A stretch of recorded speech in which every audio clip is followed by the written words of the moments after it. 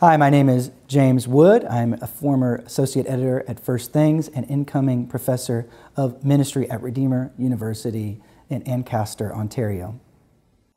I wrote my First Things essay to describe my personal journey from being a devoted disciple of Keller and his framework for cultural engagement to having some reservations about its fittingness for our contemporary moment. I also wanted to give voice to many who I know have experienced similar shifts, but at the same time to defend Keller against his harshest critics and to provide some constructive, concrete terms for the debate going forward.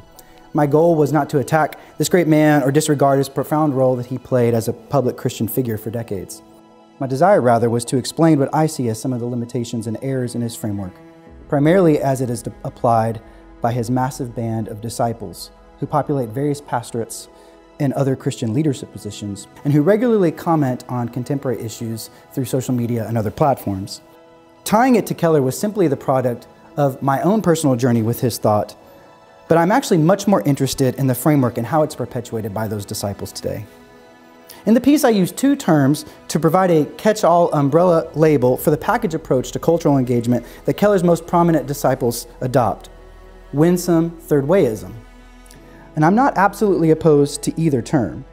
There are biblical imperatives related to winsomeness that we can't ever abandon, and I'll discuss those in a moment.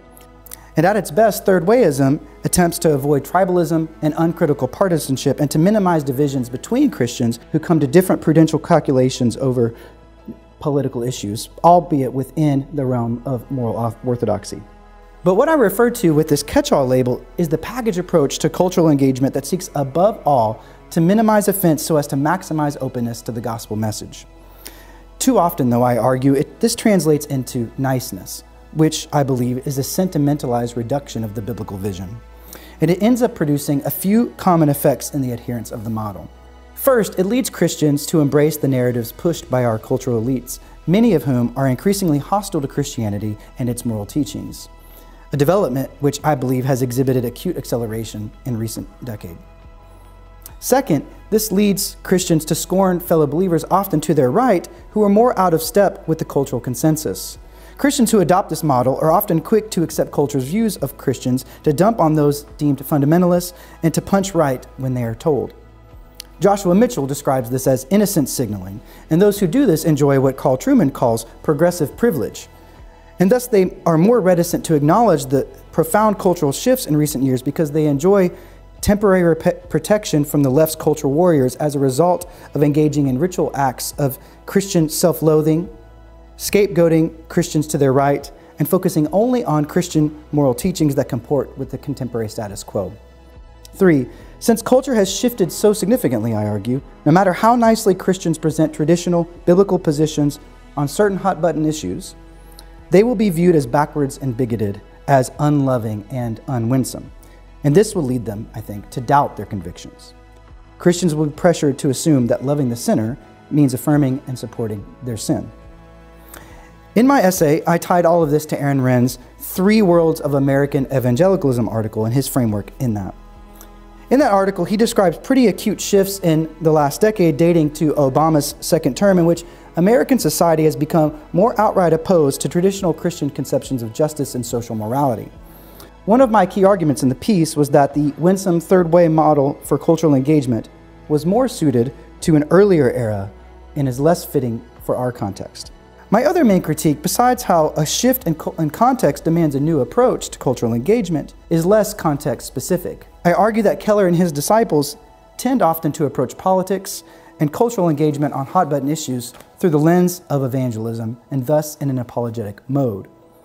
This leads Christians, often and in various ways, to let the broader culture set the terms for our engagement out of fear about negative perception. And one of my main arguments that I developed further in a follow-up essay at American Reformer is that this approach is actually always incorrect, for at least 3 reasons. First, I don't believe we can be so certain how our political judgments and actions will be assessed by the broader public, especially some public in the future.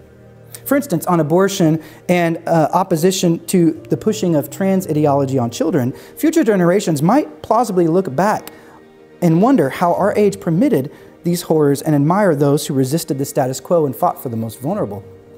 And thus, they might be open to their message. Who knows? 2, other than that, I think that this way of approaching politics through the lens of evangelism is simply a category error. Politics is not about minimizing offense so as to maximize openness to the evangelistic message. Politics is rather focused on the pursuit of justice and the just ordering of society. 3. Lastly, this approach leads to all sorts of false moral equivalencies on issues and strategies, producing an almost crippling inability to recognize and publicly admit when there is a moral asymmetry between contemporary sides and even among the issues themselves. What then happens is adherents of this approach constantly highlight with equal airtime the flaws in each strategy or position. This then inhibits the capacity to act in accord with proper political prudence. Some causes, I argue, are simply more important than others, some issues are black and white, and some strategies are clearly more in accord with justice. There are 4 general angles from which my article has been critiqued. First, many take aim at Rheims' framework itself, and I don't really want to get bogged down on that issue too much, especially since I don't overly rely on it in my own thinking about these matters.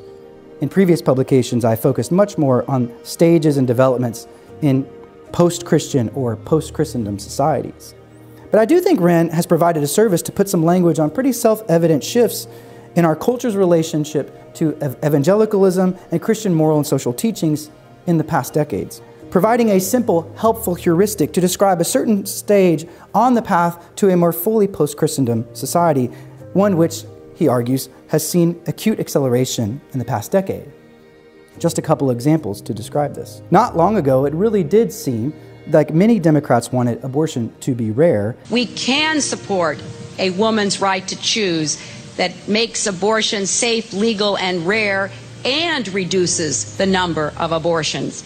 And one could even find pro-life Democrats in Congress. Now, any restriction on abortion is denounced as Christian nationalism. And on sex and gender issues, in 1996, Joe Biden voted in support of the Defense of Marriage Act.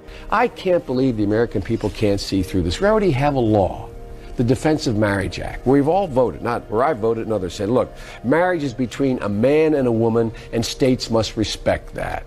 And then in 2008, during his vice presidential run, he openly opposed same-sex marriage. Senator, do you support gay marriage? No. Now he supports it, and now in 2022 as president, he's basically all in on the trans agenda. Some might say, well, this just focuses on sex and gender issues, but in matters of awareness of racial injustice, our society is moving closer to the biblical vision. I think this is incorrect. The civil rights movement explicitly appealed to Christian teachings on justice, and part of its success was due to the fact of a broad cultural consensus that the Bible's views on these issues mattered. But it seems now that Christians are adopting secular frameworks on these things. Another accusation is that my advocacy for a different approach, for a different context, signals that I'm succumbing to pragmatism. I think this is the least serious critique. And it's quite ironic coming from those devoted to Keller and his framework, because it is Keller himself who taught me more than anyone else about the importance of contextualization. I don't believe that he ever imagined or promoted his approach as the absolute, universal, final way to approach ministry and cultural engagement. Another charge I've seen is this: haven't we always been in negative world? Hasn't the church always faced opposition? What about the early church and the hostility it faced? Well, one of my presuppositions is that there is a difference between a pre-Christian and a post-Christian context. And I think we still need to do quite a bit more thinking about what this means. Keller has already provided some resources with his teachings on inoculation against Christian beliefs, as partial exposure to Christian teachings provides a certain defense against the real thing. My research on Henri de Lubac provided me some more resources to think through the particular challenges posed by post-Christian cultures. He explained how certain trends of thought, which he associated with a 12th century monk named Joachim, present a view of historical progress in which a stage emerges when a society believes it can move on from the particularities of Christianity, thus believing that it has progressed beyond them.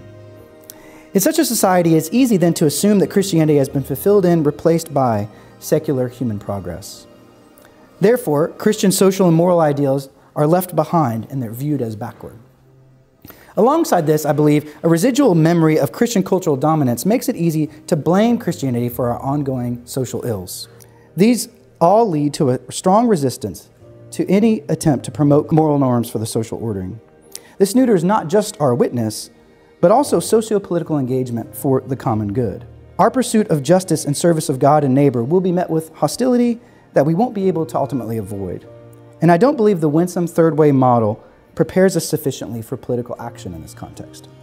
A church obsessed with appearing winsome will be tempted to over-accommodate secular culture's negative propaganda against Christian moral teaching. This will fail our neighbors. Finally, some critics worry that I'm, quote, promoting cruelty and malice as instruments of political and cultural conflict, end quote, thus calling Christians to abandon civility and the biblical imperatives to love our neighbors, even our enemies, and the like. I absolutely want to dispel such concerns. No shift in context repeals these imperatives. But I think we need to think seriously through what loving our neighbor looks like in an increasingly post-Christian culture, in which there is mounting opposition to Christian ideals and profound moral confusion. I'm arguing that this context demands greater clarity, courage, and resilience. What I mean is that no matter how winsome you package it, our culture is going to hate the Bible's teachings on some of the most pressing issues of our day. So I want to conclude by quickly gesturing at what I think is needed in our context from two primary angles: politics and ministry. First, in regard to politics, I think we need to resist political pietism. The winsome third way approach often produces in its adherents a pietistic impulse to keep one's hands clean, to stay above the fray, and to reject imperfect options for addressing complex social and political issues. One of the figures who first helped me see through the limits of third wayism is Emmanuel Mounier, a mid-century French philosopher and man on the Christian left. He railed hard against the third wayism he saw in his day, saying it led to political fecklessness and foolishness. He referred to its adherents with the label paraplegics of virtue, because how they approached politics through a pietistic, moralistic lens, focusing too much on keeping their hands totally clean and ending up failing to do good for their neighbors. The view of politics I'm promoting here does not mean the ends justify the means. No, but I think we need to be clear about what the proper ends of political action are. Again, our political stances are not to be developed, articulated, and pursued primarily in view of minimizing offense so the gospel can be heard. The ends are justice and the temporal common good. As we become more clear about the proper ends of political action, then I think we also must think more clearly about the means available to us. And here I think we need a good dose of Christian realism. The apologetic mode of politics and forms of political pietism tend to cloud one's judgment as it pertains to determining prudential solutions to the complex problems of the temporal order. At times, for certain causes, Christians will need to collaborate with flawed figures and employ imperfect methods. Almost any successful political movement, including those for just causes, demands such. And in the negative world, to use Wren's phrase, Christians will find that they are disproportionately charged with mischief here. We need to be clear-sighted in our cultural and political battles. Christians need to know that yes, we love our enemies, but we do have enemies. Praying daily through the Psalms makes this abundantly clear. Yes, we pray for our enemies, but we admit that they exist. And related to this, we need in our political engagement, I propose, to retrieve a theology of the demonic. This is another limitation of the model I am critiquing. Third wayism often remains in the realm of ideas and worldviews. It tries to affirm the good in all sides and triangulate them by combining them somehow. My issue with this is that it doesn't sufficiently account for the spiritual and demonic realm. Some things are just evil, and there are wicked forces at play. So, we need to recognize the demonic, but with a clear caveat, without demonizing our political opponents. This is tricky and much more work needs to be done here.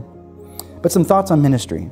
As I said, winsomeness often translates into and reduces to niceness. But if you pay close attention to the biblical figures and just have some knowledge of church history, you know that saints and our Savior were not always nice. Faithful Christians have always been willing to offend their audiences with important truths. And this is especially the case with false teachers. The New Testament is clear. False teachers are to be marked, avoided, and rebuked. In fulfilling this vocation, Christian leaders need to stand firm in the face of charges that they are being too narrow-minded or unloving or combative. And in evangelism and discipleship, Christians must resist the temptation to hide hard truths that are in clear conflict with the dominant culture. If you mute some hard teachings to get people in the door, you increase the likelihood that you will mute them indefinitely. Because, as A.W. Tozer says, what you win people with is what you win them to. Ultimately, this will result in a failure to sufficiently form God's people. Don't nuance away the tension with the world on the hot-button issues of our day. Don't flee from the distinct places where Satan is attacking the truths of God. There's a quote often misattributed to Martin Luther, but is actually from a woman named Elizabeth Rundle Charles that captures this quite well. She says, "If I profess with the loudest voice and clearest exposition every portion of the truth of God, except precisely that little point which the world and the devil are at that moment attacking, then I am not confessing Christ, however boldly I may be professing Christ. Where the battle rages, the loyalty of the soldier is proved. And to be steady on all the battlefield besides is mere flight and disgrace to him if he flinches at that point." End quote. More positively, Christian leaders need to equip other Christians to have very difficult conversations, to be able to speak truth without breaking off relationships in their personal lives. And pastors need to faithfully and courageously perform church discipline. There are not only theological positions that are out of bounds, but also moral ones. A recent high-profile example of what I am advocating is when Archbishop Cordileone instructed Nancy Pelosi to abstain from Holy Communion due to her continued advocacy of abortion. We need to remember that, in the words of C.S. Lewis, the hardness of God is kinder than the softness of men. This might not only help to bring justice in our nation, but bring people like Pelosi to a place of repentance. Don't winsome your way into thinking that you are kinder than God. And I want to conclude with a word of hope. One of the other accusations leveled at my pieces is that people think I'm afraid. As I read all these articles by Wood and Wren and Dreher, the thing you walk away with, how truly frightened these guys are. No, I simply want Christians to be aware of the challenges they might likely face and to be prepared so that they are undeterred by them and support each other in them. But also, I'm inspired because I think that there are some unique evangelistic opportunities in our time. In a time of moral confusion and widespread nonsense that goes largely unchecked but is wreaking havoc on the social order and in the souls of men and women, Christians can be a voice of clarity, courage, and reason. Many are looking for answers, desperate for someone to say the same thing, to explain the good order to which we can and should conform. Christians, above all, can provide that voice.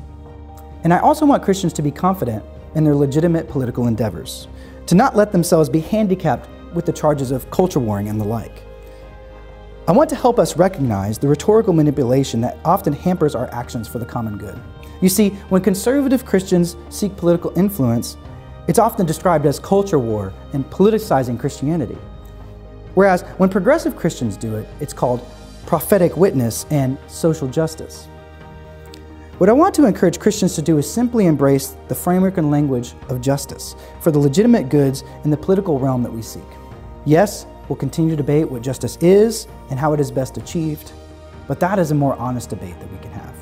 So, love your neighbor, even your enemies, but recognize that there are enemies.